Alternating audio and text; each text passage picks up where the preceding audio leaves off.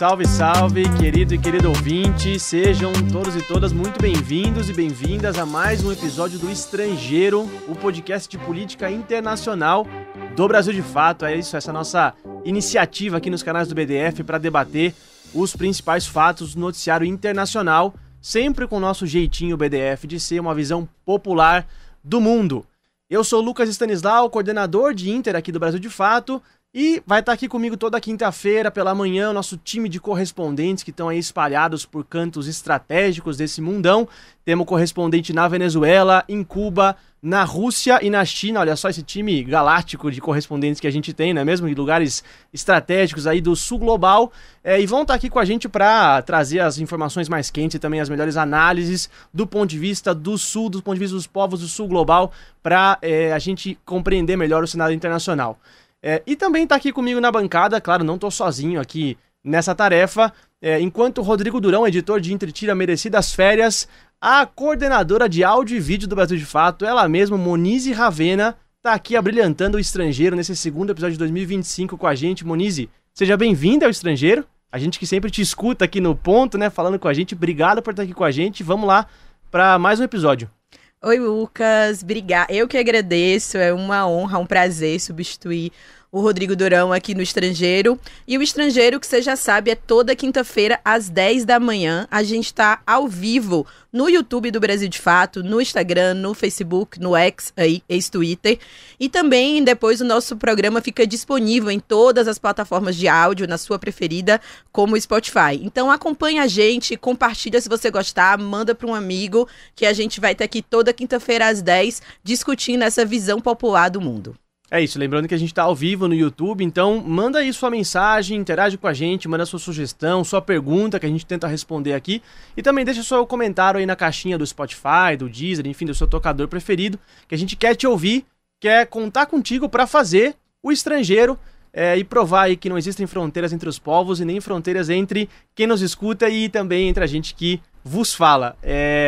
Hoje a gente está aqui debatendo um tema que traz aí esperança pra gente, né, Monize? Mas também deixa a gente em alerta, porque a gente sabe que se tratando de governo Benjamin Netanyahu e Israel, a gente pode esperar de tudo, né? Hoje a gente discute o tema do anúncio de cessar-fogo, né, entre o Estado de Israel e o Hamas, e o episódio tem o objetivo de se perguntar se isso vai ser o fim do genocídio em Gaza, né? Nesse século, talvez o genocídio que foi mais filmado, televisionado, a gente assistiu ao vivo ao massacre, né, de milhares de palestinos. Então hoje a gente se alegra com essa notícia do cessar-fogo, mas também se pergunta quais vão ser os próximos passos, e a gente vai discutir isso aqui hoje no Estrangeiro. Com a gente, para ajudar, né, nessa conversa, a gente tem o Lourenço Santiago, nosso correspondente do Brasil de Fato em Caracas, na Venezuela, que vai trazer uma perspectiva aí, a partir do sul global, de como, né, os diversos governos, as diversas organizações estão enxergando esse acordo. Esse cessar-fogo entre Israel e Hamas vem no momento em que esse genocídio, que pode pausar o genocídio que já vitimou pelo menos 46 mil palestinos, sendo a maioria de mulheres e crianças. Então vamos receber e dar um oi pro Lourenço. Lourenço, você tá em Caracas, né, mas de olho na América do Sul e no mundo. E aí queria começar contigo, como tem sido essa reação mundial ao anúncio do cessar-fogo? Bom dia, boa tarde, boa noite, Lucas, Monize, a todo mundo que está acompanhando a gente em diferentes horários, para você que está ouvindo a gente lavando a louça, antes de dormir, enfim, um outro momento do dia. Um bom dia também para a Bárbara, que está acompanhando a gente, e todo mundo que está nos bastidores do Estrangeiro no Brasil de Fato. Bom, Monize, acho que o primeiro de tudo é entender que esse acordo, né, é um acordo, como você disse, que tem impacto global, né? Ou seja, todos os países, de alguma maneira ou outra, tinham se posicionado durante todo o genocídio israelense em Gaza, tinham se posicionado de alguma maneira contra os ataques israelenses ou até apoiando os ataques israelenses. O que eu pude observar, né, de ontem para hoje é uma reação de majoritário apoio ao cessar-fogo, mesmo daqueles países que não só ajudaram a financiar os ataques israelenses, como também, de alguma forma, apoiaram, né, apoiaram o genocídio de maneira política, digamos assim. Então, as reações foram de maior parte de apoio ao cessar-fogo, mais diversas, em alguma medida a gente vai falar um pouquinho mais sobre isso. E aqui na América do Sul não foi diferente também, né? Os outros líderes, principalmente aqui na Venezuela, o presidente Nicolás Maduro ontem fez o discurso à nação e foi bem enfático em começar o seu discurso apoiando esse acordo de cessar-fogo. Pois é, o Lourenço já deu spoiler aí pra gente, quem tá aqui também apoiando a gente nas análises, nos comentários, ela que faz parte do nosso time estelar também de comentaristas e analistas aqui do Estrangeiro, a professora Bárbara Mota, professora de Relações Internacionais da Universidade Federal de Sergipe. Professora, bem-vinda ao Estrangeiro, obrigado por estar aqui com a gente mais uma vez. E como eu disse no começo, a gente segue esperançoso, porém em alerta ainda, né, para esses últimos movimentos de Israel que não estão ainda muito certeiros em que direção o país vai tomar depois desse anúncio de ontem, né? Obrigado pela sua presença. Exato, bom dia Lucas, bom dia Moniz, bom dia Lourenço, bom dia a todo mundo que esteja assistindo a gente agora ou em outros momentos. De fato, eu acho que a forma como você colocou é muito precisa, né? Ontem foi um momento de muito entusiasmo, de muita esperança, mas não querendo ser aqui a cavaleira do apocalipse, né? Eu acho que a gente precisa ter um entusiasmo comedido, digamos assim, até porque o cessar-fogo é só um pequeno passo para qualquer vislumbre de paz que a gente possa ter. O acordo ele é composto por 3 fases, só a primeira fase vai durar aí mais ou menos umas 6 semanas, e para quem está habituado com negociações internacionais, por mais que essa dinâmica alargada, né, possa trazer oportunidades, ela também pode tornar muito possível que opositores tentem enfraquecer aí o acordo, principalmente em momentos críticos. Pois é, e esse entusiasmo que a professora cita, a gente pôde ver nas imagens de ontem, né, dos palestinos saindo às ruas em Gaza, né, imagens realmente comoventes e tocantes, né, depois essa quantidade tão brutal em tão curto período de tempo de mortes que a gente teve e ver as pessoas comemorando ali, de fato a gente de esperança, mas também o cuidado proporcionalmente, né, do mesmo tamanho. A gente tá vendo as imagens, algumas imagens aí dos palestinos nas ruas em Gaza. Mas de fato, assim, acho que pra gente começar a aprofundar um pouco as análises, valeria a pena a gente talvez retomar um pouco do que foi anunciado, né, Moni, todo mundo que escuta a gente, pra dar um pouco de contexto também, né, depois de muitas tentativas frustradas de negociações no Catar, né, entre Israel e Hamas, o Catar é esse país, um dos países mediadores, né, do acordo. Ontem o governo do Catar anunciou um acordo de cessar-fogo entre Israel e Hamas, que começaria a ser implementado a partir desse domingo, dia 19, e funcionaria aí em 3 etapas, né? A primeira delas sendo a interrupção total das hostilidades na faixa de Gaza, o envio imediato de ajuda humanitária para essa população que padece ali de uma fome que a ONU, inclusive, considera uma fome induzida pelo Estado de Israel, né? Um crime de guerra aí, quase cometido pelo governo de Netanyahu, e a liberação de reféns e prisioneiros de ambas as partes, né? Tanto prisioneiros palestinos por parte de Israel, quanto os reféns israelenses que estão ainda, né, em posse do Hamas.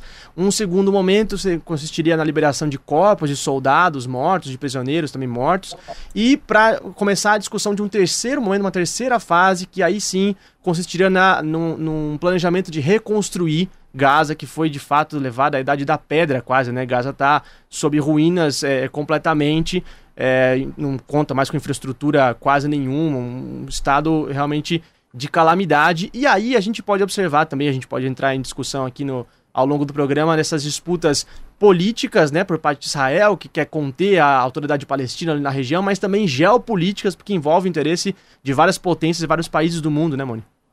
E aqui no Estrangeiro nunca é demais a gente lembrar que, embora importante, né, esse passo do cessar-fogo, como a Bárbara falou, como o Lucas falou, esse acordo chega tarde para mais de 46 mil palestinos que já foram mortos nesse massacre desde que Israel iniciou o genocídio após os ataques do Hamas, que foram ali em 7 de outubro de 2023. Então a gente tem aí 1 ano e 4 meses já do genocídio, né? O saldo dessa fase do genocídio é de mais de 17 mil crianças mortas. Esses são dados, é também importante a gente lembrar que são dados não definitivos, né?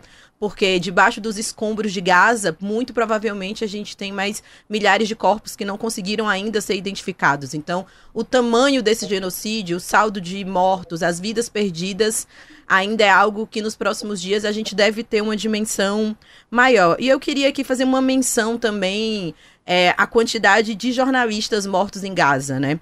A gente tem um levantamento aí de pelo menos 129 que reportavam o genocídio, os grandes responsáveis pelas imagens, pelas notícias, pelas histórias que a gente conseguiu ter acesso, né, desde Gaza, e que também foram mortos. Então a gente, aqui no Brasil, de fato, também fez questão, aqui no Estrangeiro hoje, de fazer essa menção.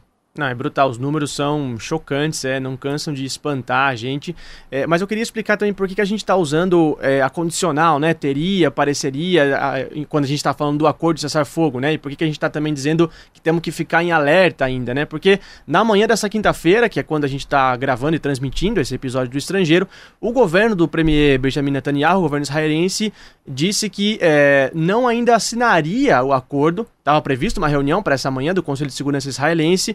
Eles cancelaram a reunião sob a alegação de que o Hamas teria aí colocado pedido concessões de última hora, o que o grupo está negando. Então, assim, o acordo foi anunciado ontem, mas ele ainda não está assinado, entraria em vigor a partir do domingo, mas ainda tem muita água para rolar. A gente sabe que, se tratando de Netanyahu, podemos esperar tudo, né, desse governo, porque já se provou aí por diversas vezes mentiroso, que não cumpre palavra, enfim, podemos até discutir essa postura do governo israelense, mas eu queria perguntar para a Bárbara, professora, diante desses anúncios, né, do governo Netanyahu, e conhecendo esse histórico desse governo, e também olhando não só para a região, mas também para outras potências envolvidas, Estados Unidos, Europa, China, quais são as chances reais desse acordo ser duradouro, da gente conseguir de fato uma implementação desse acordo no domingo, e as movimentações a partir daí, né, quais são o que tem de concreto envolvendo esse anúncio? Lucas, no primeiro momento, a minha avaliação é de que as chances são muito pequenas. Primeiro, não só por conta desse fato que você acabou de mencionar agora para a gente, mas também por conta, enfim, dos meandros e das próprias nuances do acordo. Por exemplo, acho que uma das questões para a gente ficar atento nas próximas semanas: será que as forças de defesa de Israel vão se retirar completamente da faixa de Gaza? Essa, por exemplo, vem sendo uma exigência do Hamas em todas as rodadas de negociação anteriores.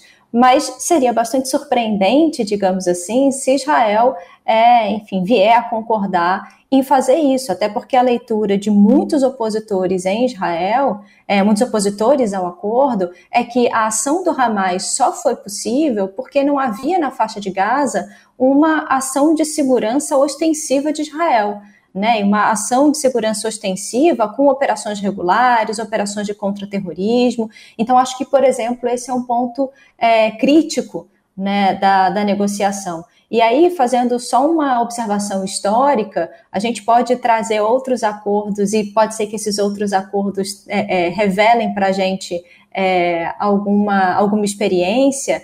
Um receio é que esse acordo siga mais ou menos o mesmo padrão dos acordos de Oslo lá nos anos 90. Sempre que havia uma percepção de progresso, opositores, e sobretudo opositores israelenses, tentavam colapsar as negociações. Então, me parece que os principais sabotadores do processo nesse exato momento, olhando aí nesse aspecto micro, né, Israel e Palestina, os principais sabotadores podem ser os opositores em Israel, que para muitos a missão ainda não foi concluída, e a missão é ocupar Gaza e destruir o Hamas. Até porque a sobrevivência política do próprio Netanyahu meio que depende da guerra, né? Ele está completamente envolvido nisso, tem até o pescoço, né? Então, ali, politicamente, dentro de Israel, ele está dependendo disso um pouco. E por um lado também, mesmo que tenham uma parte, né, dos opositores querem a continuidade, mas ele também tem sido muito criticado mesmo em Israel, né? Então, sim, ele está numa posição muito difícil, né? E que eles não conseguiram destruir Gaza, né? Não conseguiram aniquilar a Gaza. Eu acho que depois de 1 ano e 4 meses de intenso ataque, também é uma coisa que chama a atenção do ponto de vista da resistência dos palestinos. Mesmo assim, de ontem para hoje, o cessar-fogo foi anunciado ontem, a gente já teve mais de 70 mortos palestinos. Então, até ser anunciado, esse número deve crescer. E aí eu queria perguntar para o Lorenzo, lembrando que ao longo, né, desse processo de genocídio, alguns países acompanharam a iniciativa da África do Sul de acusar o Netanyahu no Tribunal de Haia, né, por crime de genocídio, que resultou, inclusive, numa ordem de prisão, né, contra o premier israelense por crimes de guerra. E aí, esses países que acompanharam a África do Sul, por mais que a gente questione o papel e a validade desses organismos internacionais, qual foi a reação desses países, Lorenzo? Muniz, é importante dizer que esse mandato de prisão contra o presidente Benjamin Netanyahu, ele foi dado pelo Tribunal Penal Internacional, né, que foi criado no Estatuto de Roma, e o tribunal, ele abrange 124 países, né? Então, a partir do momento em que o Netanyahu recebeu esse mandato de prisão, ele pode ser preso se ele pisar nesses 124 países. Mas desses 124 países não estão incluídos alguns dos, digamos assim, das principais potências hoje globais, como Estados Unidos, a própria China, a Índia e a Rússia também. Então, assim, ele pode, né, ir até esses países ainda, transitar nesses países. Ele vai ter uma restrição, passou a ter uma restrição de viagem, né, uma restrição para viajar.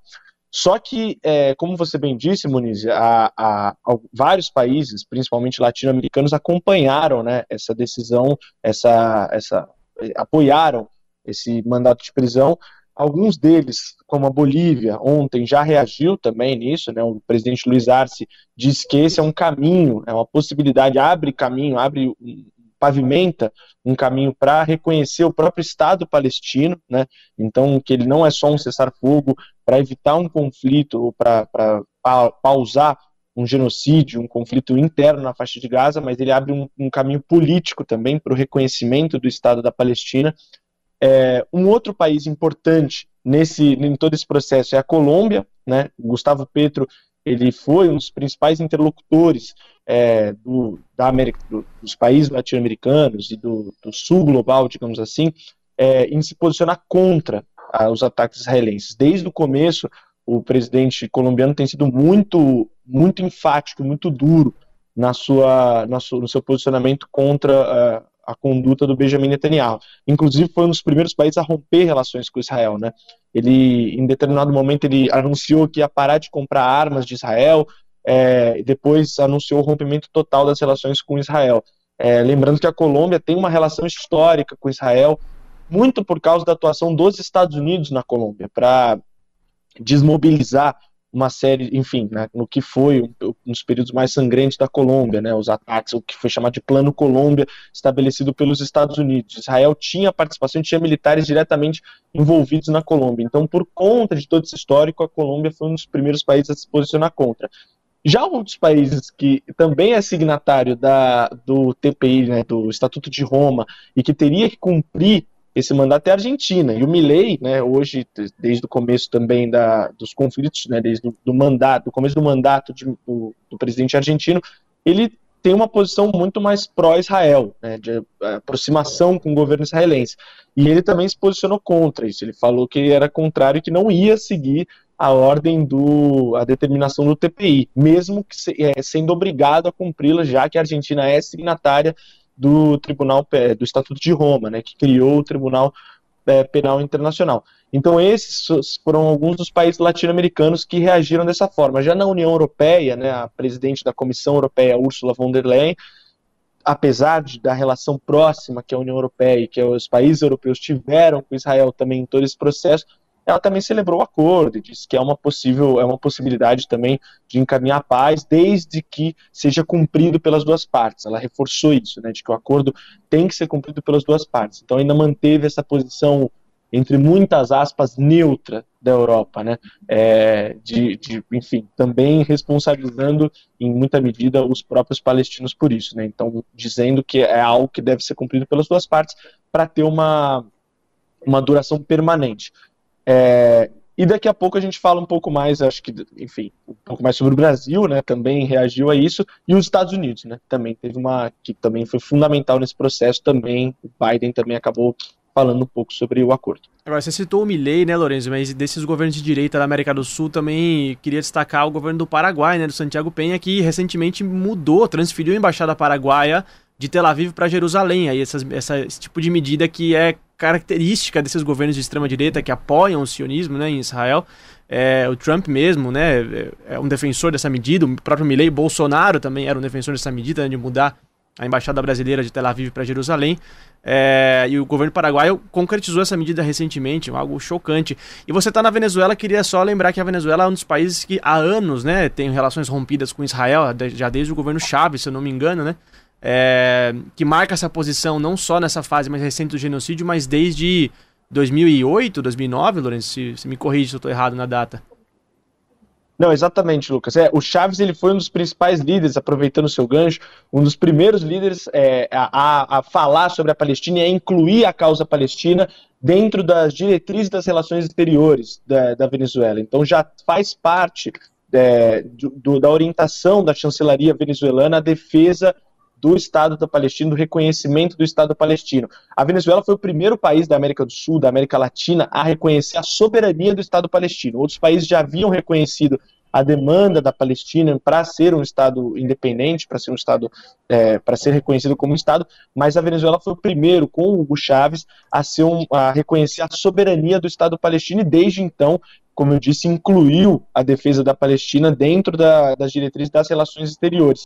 E aí, e o Chávez, né, e agora com o presidente Nicolás Maduro, são um referente nessa questão, né? Nos últimos 6 meses, a Venezuela tem sido, a Caracas, né, que é a capital venezuelana, tem sido palco para uma série de debates e uma série de congressos para discutir a questão palestina, né, e que recebe, ou seja, a cada 3 meses recebe muitos palestinos para discutir isso. A própria Leila Khaled, a gente teve a oportunidade de entrevistá-la aqui no Brasil de Fato para falar um pouco sobre a causa palestina. Então a Venezuela tem se tornado um dos principais interlocutores para isso. E como eu disse no começo do programa, até o presidente Nicolás Maduro ontem ele falou, a abertura do discurso anual dele para a nação, né, que é sempre realizado 15 de janeiro, aqui todo ano, 15 de janeiro, foi falar e celebrar esse acordo entre Israel e o Hamas. Então, acho que é isso, Lucas. A Venezuela tem se tornado, nesse sentido, né, se tornou nos últimos anos um farol para os palestinos. É muito comum, inclusive, ver imagens e ver fotos e manifestações de palestinos com quadros do Hugo Chávez, né? O que é muito curioso, essa relação, mesmo que eles sejam países tão distantes. E um pouquinho mais para frente, acho que é legal falar um pouco dessa relação também de luta, né? De que eles enxergam que as sanções que a Venezuela sofre são semelhantes, de alguma medida, aos ataques que Israel promove na faixa de Gaza. O Chávez chamava de holocausto palestino, né? Mesmo lá em 2009 já caracterizava dessa forma. Até porque Gaza também vive sob um bloqueio, né? Talvez um dos mais cruéis ali. E lembrando que o Maduro era o chanceler, né? Que já, enfim, já dividia ali com Chávez essa noção sobre a Palestina. O Lourenço citou o Biden, né? Eu queria chamar a professora Bárbara para a gente comentar um pouco a postura dos Estados Unidos, né? Porque a gente se aproxima, professora, de um momento aí de transição de poder, né? O Biden está deixando o cargo. No próximo dia 20, o republicano Donald Trump deve assumir a presidência, né? Depois de vitorioso nas eleições de novembro. Os dois ali estão se degladiando para ver quem que tem que leva os méritos, né, pelo acordo de paz, pelo acordo de cessar-fogo, perdão, os dois ali tentando puxar para si a legitimidade e um pouco a costura desse acordo, né? O Biden ontem fez um pronunciamento, o último dele na Casa Branca, né, como presidente, o Trump também pelas redes, enfim, vem falando que ele vai ser o grande pacificador desse mundo, né, que nos proteja, né? O Trump pacificador é um pouco assustador aos tempos que vivemos, mas queria te perguntar, professora, como é que os Estados Unidos chegam nesse momento de transição de poder e como é que a gente pode projetar, talvez, um governo Trump em relação a essa relação tão imbricada dos Estados Unidos com Israel e com o governo Netanyahu, se continuar, né, à frente do governo israelense o atual premier. Acho que a primeira coisa que a gente pode pensar é nas condições de possibilidade que permitiram ao Biden costurar esse acordo, né? Então esse acordo já vem sendo costurado há mais ou menos uns 7, 8 meses, e ele consegue, enfim, costurar esse acordo, e aproveitando um pouco o gancho que a Muniz me deu, ele consegue costurar esse acordo em grande parte por conta de uma reorganização da região, né? A guerra em Gaza alterou significativamente a região. O Hezbollah hoje está totalmente diminuído, com a maioria das suas capacidades militares destruída, uma liderança enfraquecida. Isso em um contexto em que o Líbano hoje vai ter um novo presidente, um novo primeiro-ministro, né? Ambos estão assumindo o poder. A gente também pode pensar que o conflito contribuiu para acabar com o regime Assad na Síria, colocou o Irã em uma posição extremamente fragilizada, talvez uma posição extremamente fragilizada desde a Revolução Iraniana, que a gente não via um Irã tão desestabilizado assim. Então, eu acho que essa circunstância foi importante, digamos assim, para que os Estados Unidos colocasse de forma mais enfática a sua política externa, né? Então, houve um esforço diplomático maior, né, de fazer com que esse acordo saísse. E não só, né, um interesse do ponto de vista do cessar-fogo, mas eu acho que em relação ao Biden, o interesse dele de sair da presidência, de sair da carreira política, em uma nota um tanto quanto positiva, né, com um feito notável, lembrando que a imagem do Biden no último ano, nos últimos meses, é uma imagem que veio se deteriorando com, enfim, o processo de campanha, com a necessidade de ser substituído pela Kamala Harris, né? Então, acho que isso também foi importante para o Biden, do ponto de vista pessoal, para que ele saísse com algum feito positivo para encerrar sua carreira política. Mas também um receio, por conta de todos esses elementos regionais que eu acabei de comentar, um receio de que o conflito se transformasse em uma guerra geral na região.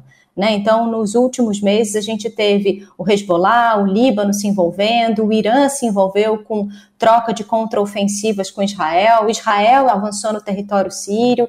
Então, acho que em relação ao Biden, esses são os principais elementos que a gente pode pensar em termos de como se construiu a política externa para costurar esse acordo nos últimos meses. Em relação ao Trump, o Trump mandou um enviado especial para o Catar, que vem acompanhando as negociações nas últimas semanas, e aí, como você falou, é claro que ele vai querer capitalizar em cima disso, né? Dizer que foi por conta da sua vitória, dizer que foi por conta da sua imagem, da sua postura de força, da sua retórica de força, quando, na verdade, como eu acabei de colocar, esse acordo já vem sendo negociado há alguns meses. Mas, do ponto de vista de uma alteração, eu não imagino que o papel dos Estados Unidos em relação a Israel vá mudar muito.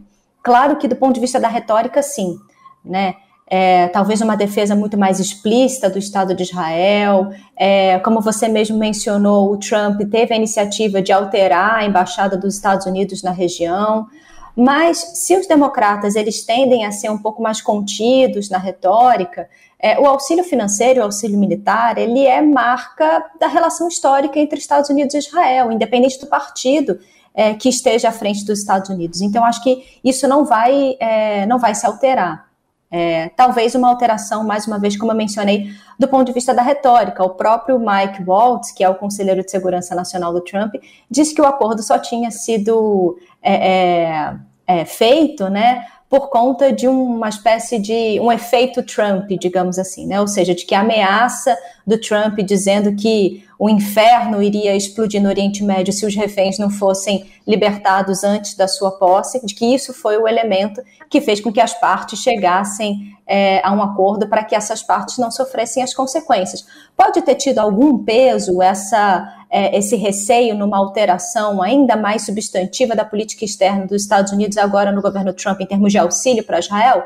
Pode, mas eu não acho que esse tenha sido talvez o elemento mais importante, digamos assim. Eu acho que ele é mais um de vários elementos, como a própria mudança na correlação de forças da região, uma quebra de expectativa de Israel em relação às últimas incursões que ele fez em Gaza. A gente pode conversar sobre isso mais à frente, que fez com que o acordo se tornasse mais factível, digamos assim. Pelo menos, a gente ainda não sabe se ele de fato vai se concretizar, mas pelo menos essa fala mais promissora no último dia. Sabe que esse momento Biden e Trump está me lembrando assim, um pouco com esse fato do cessar-fogo no meio, a transição entre Carter e Reagan, com a questão do sequestro dos estadunidenses na embaixada em Teherã. Era um democrata débil, né, que passou para a história como uma figura meio fracassada, parecido com o Biden, e um republicano de ultradireita tomando os créditos por uma costura que já vinha sendo feita, enfim. momento histórico que me trouxe esse paralelo um pouco com a situação. Lembrando também que nessa tentativa de uma nota positiva aí do fim do governo Biden, ele também retirou Cuba da lista dos países apoiadores do terrorismo, né? Que é uma medida que deve também ser revertida pelo Trump, ele fez isso no apagar das luzes, mas me parece que converge um pouco com essa análise da Bárbara, né? Nessa tentativa de uma nota mais humanitária, né, ali para o fim do governo.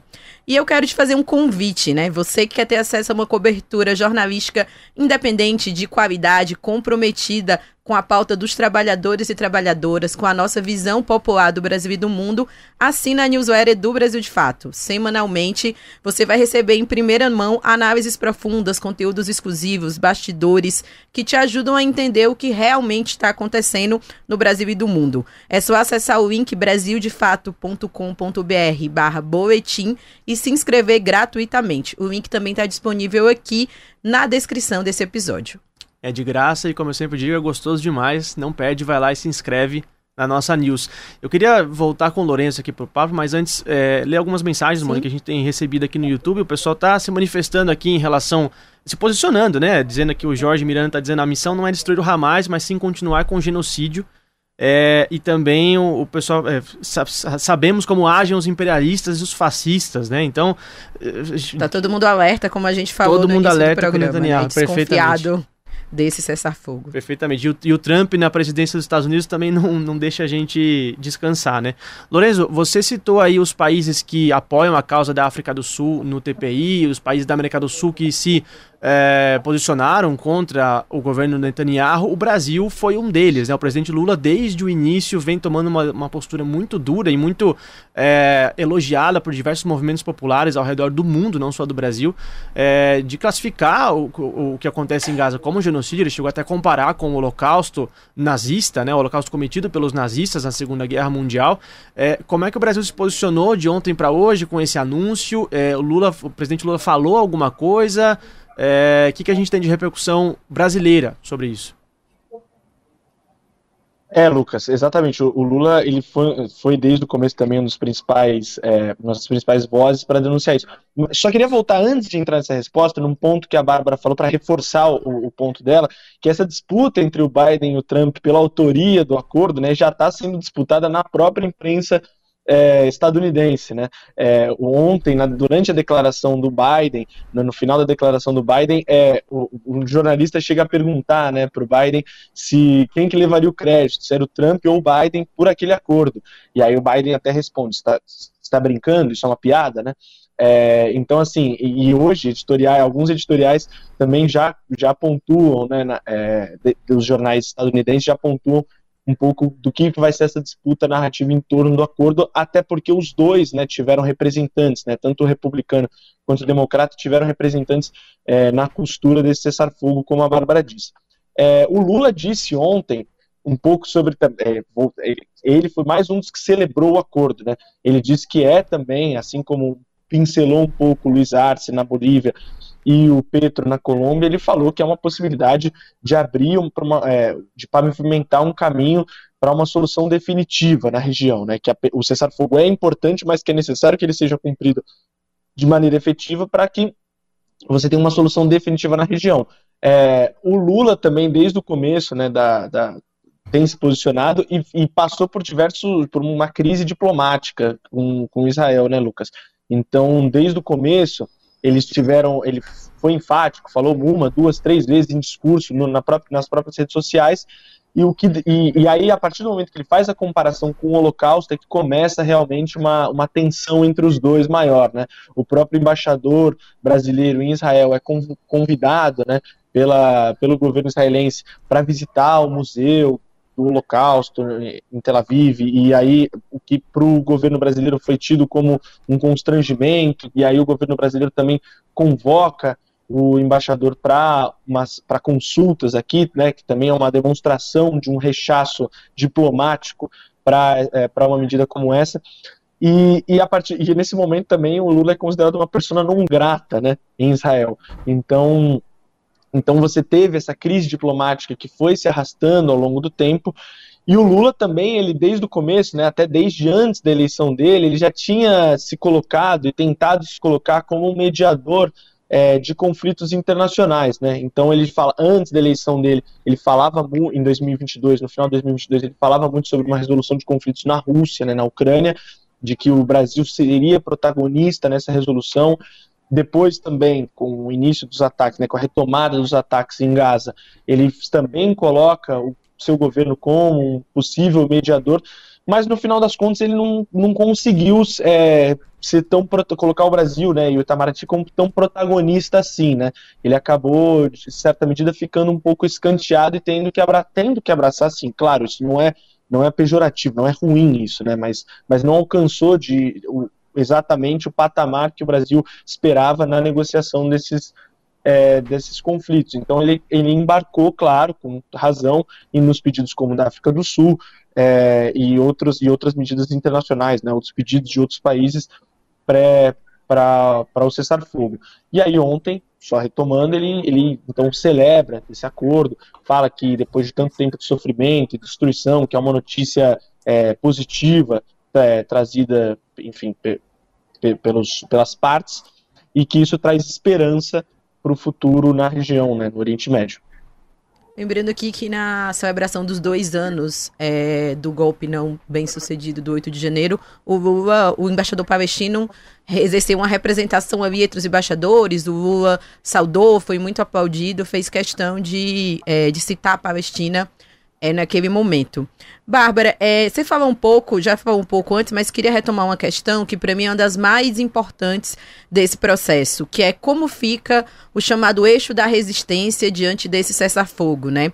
Ou seja, o que a gente pode esperar do Irã, do Líbano, Iêmen e também a posição da China, agora com essa configuração e principalmente com uma Síria que ninguém sabe muito bem para onde vai, ainda os rumos ali ainda estão para ser definidos. E cada vez mais parece se aproximar do Ocidente. Então, como você acha que esse eixo vai se posicionar agora diante desse acordo? Muniz, eu acho que esse eixo da resistência, ele está hoje numa postura muito, como eu coloquei antes, uma postura muito enfraquecida, né? Então, esses grupos, como eu mencionei no caso do Hezbollah, e esses regimes árabes que são importantes e que foram em defesa, né, da Palestina, foram enfáticos, inclusive militarmente, do ponto de vista do seu rechaço a Israel, são grupos e regimes árabes que hoje estão bem mais na defensiva, né? Eu imagino que no primeiro momento esses grupos vão se apresentar de forma razoavelmente favorável ao cessar-fogo, mas um posicionamento favorável e ainda assim atento para quais os elementos que vão ser negociados nesse cessar-fogo, porque para esses países, o eixo da resistência e outros regimes árabes também, outros países árabes que atuaram em defesa da Palestina e atuaram contra Israel, é muito importante os termos do acordo, para além do acordo em si. O acordo é importante, mas como esse acordo vai ser pactuado e a garantia da sobrevivência, a garantia da manutenção da Palestina ali também é importante.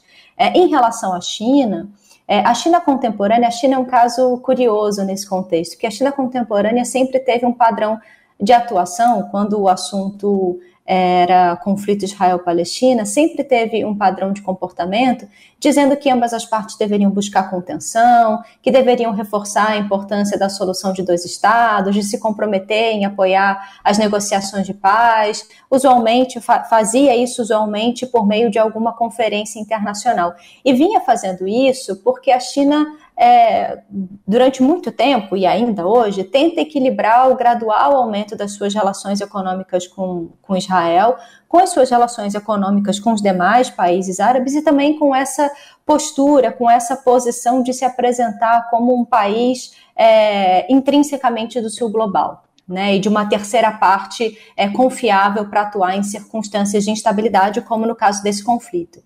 Então, em momentos anteriores, a China, em circunstâncias em que ela subiu um pouquinho o tom contra Israel, sempre foi no contexto de buscar uma desescalada mais ampla. Mas, na atual circunstância, me parece que a gente vê uma alteração, que pode ser sutil, mas a gente vê uma alteração na política externa chinesa. Nesse conflito, eu acho que a gente viu, mais uma vez como eu venho colocando, uma China um pouco diferente. para além desse esperado que eu acabei de comentar, de defender o cessar-fogo, retomada de negociações, defesa de solução de 2 estados, eu acho que a China foi muito mais direta nas suas críticas em relação a Israel. Teve, inclusive, um evento que me chamou bastante atenção, que foi quando o ministro das Relações Exteriores da China, em troca de comunicações diplomáticas com o ministro das Relações Exteriores da Arábia Saudita, ele criticou abertamente as ações de Israel, dizendo que essas ações de Israel na região, elas iam para além de qualquer escopo da autodefesa e que, na verdade, essas ações elas eram um tipo de punição coletiva. Foi, inclusive, esse termo que ele utilizou. E o ministro das Relações Exteriores da China veio trabalhando nos últimos anos incansavelmente, com reuniões com a Palestina, com Israel, com o Egito, com a Arábia Saudita, Irã, Turquia, Jordânia, conversas com o Blinken, conversas com a Liga Árabe, o próprio presidente Xi, tanto na reunião dos BRICS em 2023, quanto na reunião dos BRICS em 2024, mencionou a questão da Palestina. Então, me parece, para aproveitar inclusive o gancho da discussão sobre transição hegemônica, me parece que essa alteração, a gente pode entender se sutil ou não, da política externa da China, é uma forma da China buscar ocupar esse espaço, obviamente guardando as devidas proporções, mas de ocupar esse espaço de potência hegemônica e possível estabilizadora do cenário internacional. E para fazer isso, ela vai precisar em algum momento tomar partido e vai precisar, como eu mencionei aqui, trabalhar incansavelmente tentando conversar com as partes que podem contribuir para uma solução de paz e uma solução de paz duradoura.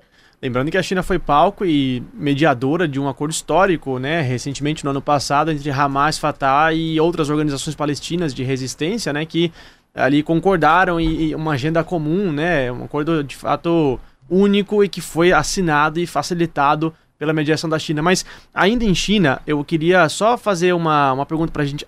Quero ouvir todos, para a gente amarrar um pouco o que a gente vem discutindo sobre essa transição de poder, os interesses que estariam presentes ali na reconstrução de Gaza, né?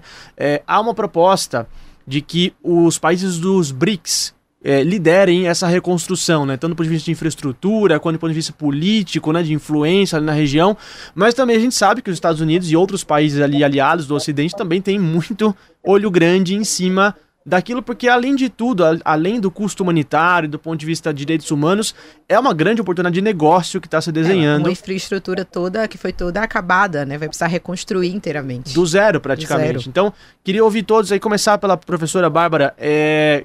Como é que você vê essa questão da disputa pela reconstrução de Gaza e como é que aí China e BRICS, né, podem ter uma participação nesse processo?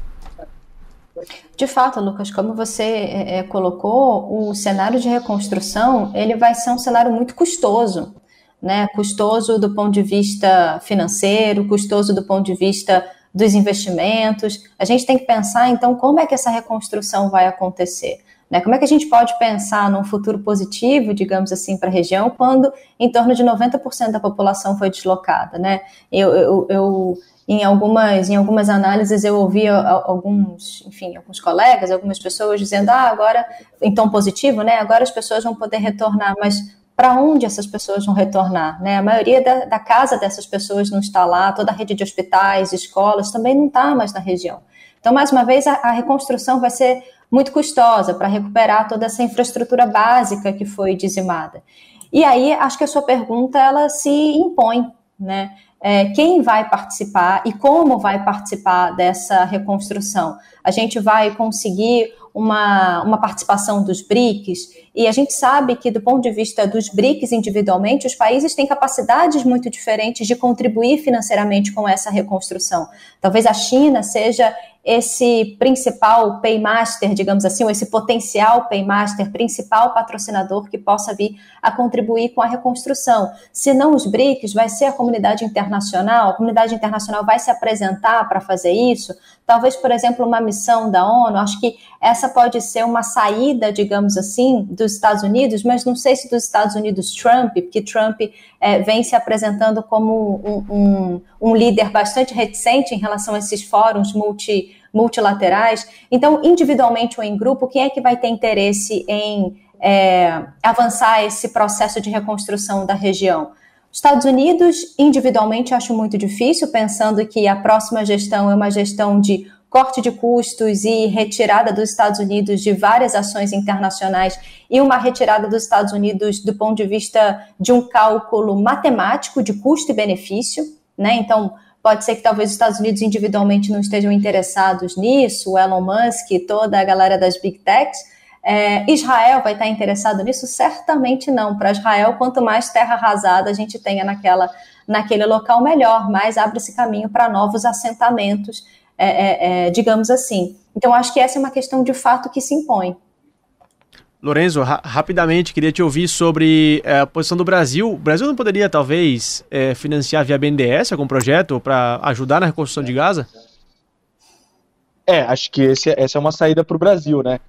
Você ajudar com infraestrutura, e aí entra o que a Bárbara falou, a professora falou que é muito exatamente essa questão, né? Esse dilema, porque a China, o que ela tem a oferecer, além do interesse político evidente de se colocar como uma potência que não só é mediadora, como também um agente político em toda essa região, ela ainda tem a oferecer principalmente essa infraestrutura, né? Principalmente o que o BRICS, né, e o Banco do BRICS tem para oferecer, ou seja, financiamentos de projeto.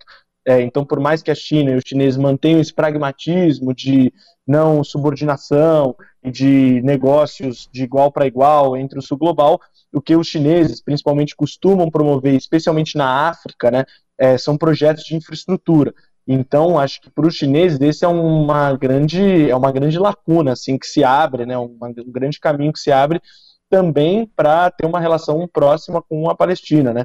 Então os chineses têm todo o potencial de exportar essa infraestrutura, né? Eles demandam essa exportação de infraestrutura mesmo, e para a reconstrução de Gaza é uma oportunidade para a China, né? Que eu imagino que seja não só economicamente, como politicamente interessante. O Brasil, é claro, também tem isso. Ou seja, o BNDES já é acostumado a financiar e a ter projetos internacionais, né, externos, só que com uma linha diferente do que os chineses costumam oferecer, né? Então, seria algo por parte do BNDES como uma linha de crédito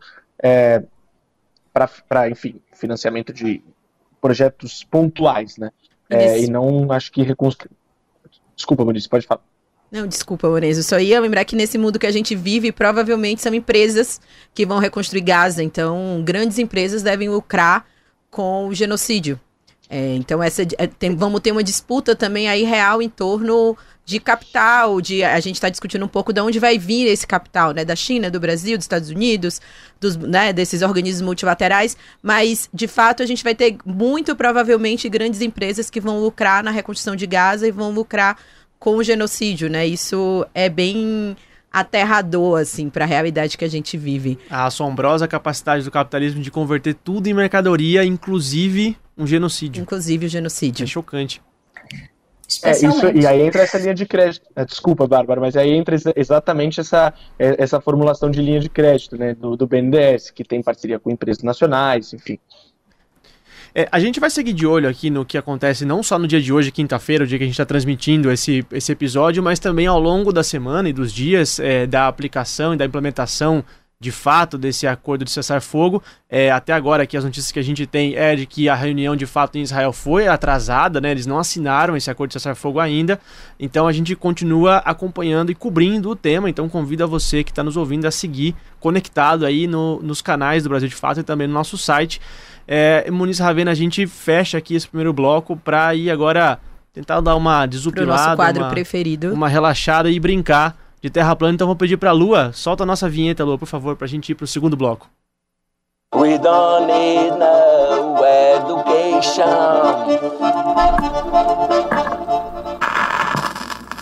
A terra é plana. Então tá bom.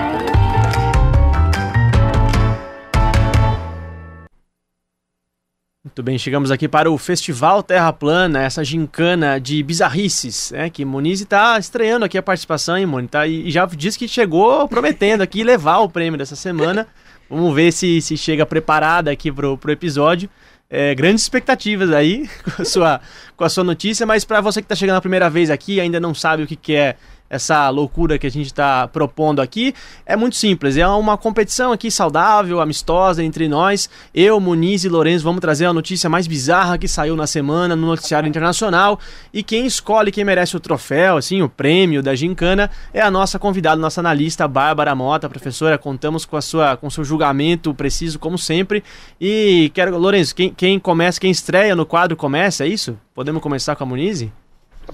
Por favor, né? Porque você falou de uma competição saudável, nem tão saudável assim pra gente. Eu acho que entre a gente não vai ser muito saudável. Nunca é muito saudável, assim. Nos últimos episódios acabou se criando um clima meio ruim, principalmente com o Zé, né? Um abraço pro Zé, inclusive. Mas vamos deixar a Muniz começar então, Lucas. Por favor, Muniz. A gente sente o termômetro.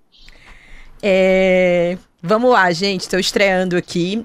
E aí, eu tava em Caracas no último final de semana, cobri a posse do Maduro aí junto com o Lourenço, e aí ainda estou imersa um pouco, né, nessa realidade que a gente viveu lá. E aí teve um fato que eu achei que me chamou muito a atenção entre os vários absurdos ditos, né, ali sobre desde as eleições da Venezuela sobre a posse, mas o presidente de El Salvador, o Bukele, a gente tem a imagem dele aí, é um presidente ali de extrema direita, né, da América Central. O Bukele ali no dia 10 de janeiro, quando foi a posse do Maduro, ele ficou insinuando nas redes sociais que estaria em Caracas para apoiar uma tentativa de golpe também da extrema direita venezuelana, que teria falado com a Maria Corina Machado. E aí ele fez um print, que também tem uma imagem aí, da temperatura em Caracas, e eu fiquei imaginando ele lá em São Salvador, abrindo o celular dele, colocando Caracas, para saber a temperatura, e subiu isso ali nas redes sociais dele para insinuar que estaria em Caracas, e isso virou uma grande piada nas ruas, né? Ninguém levou muito a sério o que ele estava fazendo, mas para além disso, uma clara demonstração de terror psicológico, de apoio a um possível golpe. Aí um pouco dessa extrema-direita continental, né, que se articula, mas que a gente estava até comentando um pouco antes, correu tudo tranquilo em Caracas. Vocês acompanharam o último episódio do Estrangeiro, que foi sobre isso, que foi um dia antes, mas até mais tranquilo do que a gente imaginava, né? Teve posse popular, teve gente na rua, teve manifestação da direita, da esquerda, e o Maduro foi empossado sem grandes tumultos, né? Como era esperado. A informação que eu tiro dessa ação do Bukele é que ele usa iPhone, não Android. A única informação que eu consigo tirar dessa... essa, né? Essa. Pra mim acabou aí, assim, porque de resto eu realmente não entendi o que ele quis fazer, o que ele quis... Muito bizarro, né? Muito chocante. E parece que a gente continua na Venezuela. Lourenço Santiago, o que você traz pra gente aí de terras caribenhas, latino-americanas? O ouvinte vai acabar tendo, nesse final, um over de Venezuela aí, né? Uma super... Porque a gente ficou imerso nisso, né, Bárbara? Inclusive, a gente nos últimos dias esteve aqui na posse, então foi muito bombardeado aqui por Venezuela, assim, falamos muito sobre Venezuela, então, obviamente, que o meu Terra Plana também vai acabar sendo sobre Venezuela, que foi o discurso no dia seguinte à posse do Maduro, né? O Maduro, ele fez o discurso de posse, como a Muniz disse, na sexta-feira, e no dia seguinte ele teve uma participação num evento voltado para os convidados internacionais que estiveram aqui, né? Então, para acompanhar a cerimônia de posse. E nesse discurso, ele sugeriu, né? Ele fez uma brincadeira, em alguma medida, sobre Porto Rico, defendeu Porto Rico, falou sobre a necessidade da libertação de Porto Rico, falou que é parte de uma agenda de libertação do Simão Bolívar, né, enfim, do libertador histórico da Venezuela, Colômbia, Equador, Bolívia, Peru, e citou em determinado momento, voltado para os brasileiros, falou que sugeriu, imaginou algo assim, e se os brasileiros, e se o exército brasileiro ajudasse na libertação de Porto Rico? E aí disse, viva Porto Rico. Mas foi algo mais em tom de brincadeira ali, pelo menos pra gente ficou claro que era algo em tom de brincadeira, tanto que no texto no texto que eu fiz sobre esse discurso, acabei nem dando muita importância, porque foi algo muito, muito pontual. Só que no dia seguinte, quando eu abro os jornais brasileiros, tá todo mundo falando, Maduro sugere invasão do exército brasileiro em Porto Rico. E aí aquilo me pareceu um pouco fora do tom para quem estava acompanhando o discurso, né? Então, nesse caso, o troféu Terra Plana, né, minha notícia vai muito mais para a imprensa brasileira, que acabou destacando um ponto algo que foi muito marginal no discurso dele, que acabou entrando com algo de brincadeira ali, do que propriamente, Brasil precisa ajudar a libertar Porto Rico. Então, acho que foi mais a minha notícia, né, meu troféu vai mais para a imprensa brasileira, que acabou um pouco saindo do tom no Maduro. É claro que a gente tem Maduro, ele, nos seus discursos de 1h30, 1h40, não falta pauta. Mas nesse caso, acho que foi um pouco demais para dizer mínimo. Mas, cara, isso só me prova que, na verdade, a imprensa brasileira cobre muito mal a Venezuela, né? Com certeza. O Maduro, eu tava nessa atividade e ele cita ali o general Abreu Lima, né? Que é um general do século XIX. E ele faz essa correlação... Que lutou no Exército de Libertação do Bolívar, né? Exato. E aí ele faz essa correlação de um fato de 2 séculos atrás e a imprensa dá como um estímulo a que as tropas brasileiras ajudem a libertar Porto Rico. Não, e teve até um jornal que disse assim, o batalhão Abreu Lima é o batalhão da polícia do estado de Pernambuco. Que nem fez a referência histórica, que justamente leva o nome por conta do general Abreu Lima. Que também é o nome da refinaria, né? Perfeito. Então, assim, cobre muito mal a Venezuela e a história da Venezuela também, assim, e a gente acompanha diariamente, pra gente é muito chocante mesmo a disrupção que é ler a Venezuela por alguns jornais brasileiros. Eu vou emendar daqui, vou sair um pouco de América Latina para voltar um pouco lá para os nossos amigos da América do Norte e resgatar aqui um discurso que já foi citado ao longo do episódio, o último discurso aí no apagar das luzes aos 48 do segundo tempo do presidente Joe Biden, o presidente que fez sua última transmissão, né, do Salão Oval da Casa Branca ontem, se despediu ali do povo estadunidense, disse que agradeceu pelo apoio e pelos 4 anos que passou ali comandando a maior potência do mundo, mas algo me chamou a atenção, além dessa loucura que ele tirou Cuba da lista de patrocinadores do terrorismo ali no último minuto, né, e algo que deve ser revertido pelo Trump, mas nessa despedida o Biden resolveu virar casaca, me pergunto, camarada Joe Biden, porque do nada ele solta está se construindo uma oligarquia nos Estados Unidos, os super ricos que ameaçam a democracia.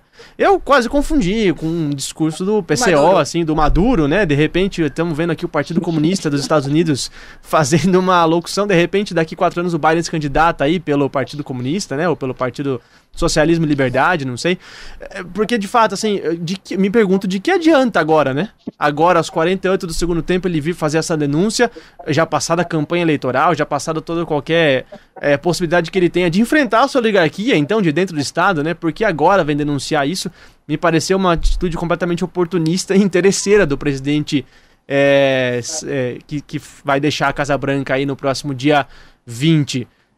Então, o camarada Joe Biden não colou esse discurso. Vamos tentar outra de novo daqui 4 anos, quem sabe, né?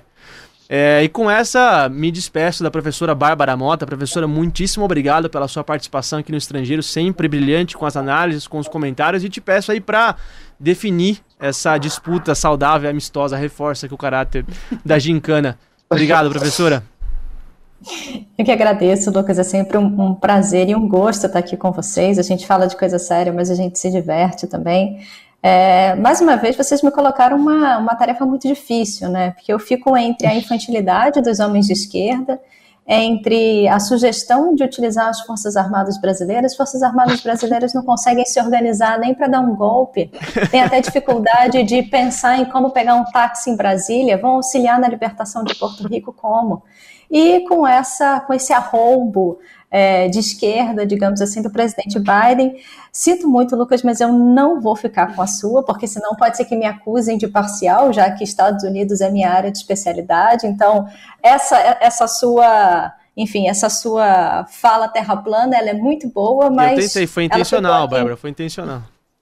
Ela ficou em terceiro lugar aqui para mim. Então, o bronze vai para você, digamos assim. Tudo bem, então entre a infantilidade dos homens de direita e entre a, deturpação da utilização das Forças Armadas Brasileiras, Moniz, eu sei que você está estreando, mas eu vou ficar com as Forças Armadas Brasileiras para libertar Porto Rico, porque não só é uma cobertura completamente equivocada da Venezuela, mas também é uma leitura equivocada da imprensa brasileira de que alguém pode cogitar a possibilidade de que as Forças Armadas Brasileiras vão ter condições de fazer isso. Às vezes não tem nem condição de defender o território brasileiro, vão ter que ajudar Porto Rico. Professora, então acho que é uma leitura dupla errada. Eu votaria igual você, até porque eu fazia uma denúncia. Esse terra plana era meu. Eu tinha escolhido. O Lourenço me roubou esse terra plana e eu tive que escolher outro. Então, eu concordo com você, porque eu mesma fui na minha segunda opção. Moniz tentando meio algo. Como eu disse, não é uma disputa tão saudável assim. Se o prêmio não será dividido, eu tenho prints. Moniz, eu não recebi print nenhum. Eu escolhi a minha pauta e enviei. E se eu enviei antes de você, Moniz, azar o seu. Porque, assim, até que enfim eu ganhei. E quero dizer que além de tudo, além da professora a Bárbara ser brilhante e ser um amor de pessoa, eu vou fazer sempre o programa com ela agora. Porque agora sim a gente viu a possibilidade dos correspondentes ganharem algum desses troféus. Bem suspeita essa vitória. Moniz, a gente vai precisar estabelecer um conselho eleitoral aqui no Terra Plana, porque tá ficando cada vez mais difícil fazer campanha aqui, porque as pessoas estão infringindo várias normas de boa conduta nas campanhas. Vou fazer um comentário aqui no YouTube, anexar o print. Esperem. Muito bem, muito bem. Então, Lourenço, prêmio pra você. Estatuto Popular, então. Prêmio pra você, mas menção honrosa pra Moniz, que levantou esse Terra Plana no grupo, que eu vi lá no grupo ela levantando. Então, assim, te mandamos aí o troféu embaladinho em plástico bolha por avião ou cabotagem, enfim, uma hora vai chegar em Caracas, você vai buscar aí no aeroporto. E obrigado pela sua participação, sempre um prazer falar contigo aí. E volte mais vezes, que a gente sempre quer te ver aqui no estrangeiro. Um abraço, Lucas, um abraço para Moniz, um abraço especial para Bárbara, né? E para todo mundo que trabalhou aí nos bastidores do Brasil de Fato, a Letícia, a Lua, todo mundo. E então a gente vai se ver. Espero aqui o meu troféuzinho. E um abraço também para todos os correspondentes que apanhamos tanto, né, no final do ano passado, com a disputa do Terra Plana. Esse ano, no segundo episódio, já começamos bem, então. Mas um abraço para todo mundo e um prazer estar participando mais uma semana com vocês. Moniz Ravena, só tenho que te agradecer. Obrigado por dividir essa bancada comigo. Você volta semana que vem, né? Vou estar aqui. Muito que bem. Então diz pra gente quem é que faz o Estrangeiro e dá um tchau pra galera e até semana que vem.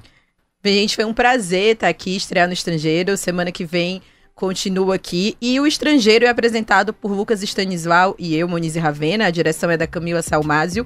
A produção da Letícia Holanda, esse roteiro de Lucas Stanislau, a edição e sonorização da Lua Gattinoni, na operação do switcher Eduardo Quirino, a identidade visual é da Beatriz Zupo, e no Brasil de Fato a coordenação de áudio e vídeo é minha, Moniz Ravena, e a coordenação de redes sociais, Rafaela Cury, e a direção executiva é da Nina Fidelis. Com essa a gente se despede dos nossos estrangeiros e estrangeiras. Para continuar acompanhando a nossa cobertura sobre as principais notícias do Brasil e do mundo, é só acessar brasildefato.com.br. Até semana que vem, às 10.